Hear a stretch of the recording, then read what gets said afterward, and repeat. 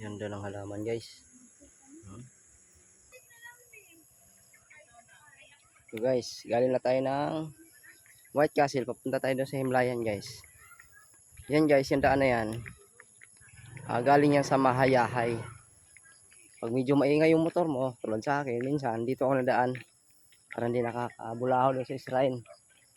Pwede kang dumaan sa Mahayahay. Dito ang lusot niyan. Tapos, pababa ka rito. Papunta na sa Himlayan guys. May daan na rin dito. Papunta sa mansion. Papunta sa shrine. Divine. Sa Divine. Papunta sa Auretio. Umikot itong daan na to guys. Umikot ito. Dati. Dito yung kamayo ni Master guys oh. Hanggang sa kasalukuyan, buhay pa rin siya. Yan yung kabayo ni Master guys na puti. Naalala niyo yan dati? Ni Master Bin. Yan yung kabayo niya. Yan.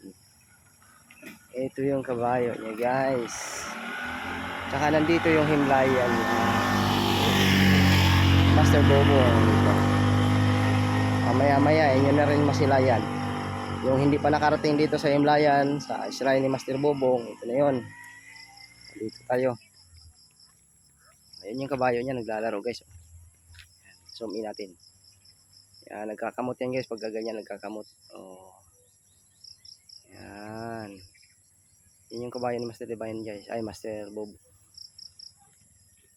Kung may nakaalala pa, may nakakita na sakay-sakay siya dyan, yan yun. Sinakyan niya dati sa shrine. Yan yun guys. Okay guys, papasok tayo sa mga boat. Ito sa mga balay-balay sa kada chapter. Nadagita po guys sa Himlayan ni Master. Sulit na yan.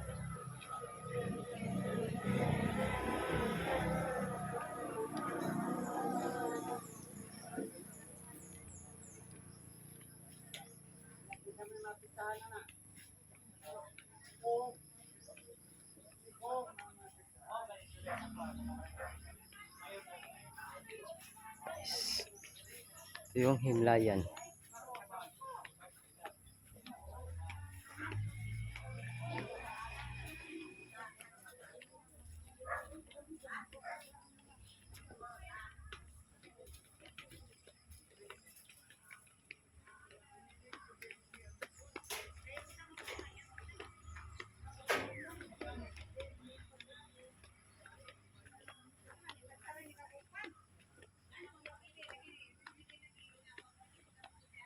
Yan.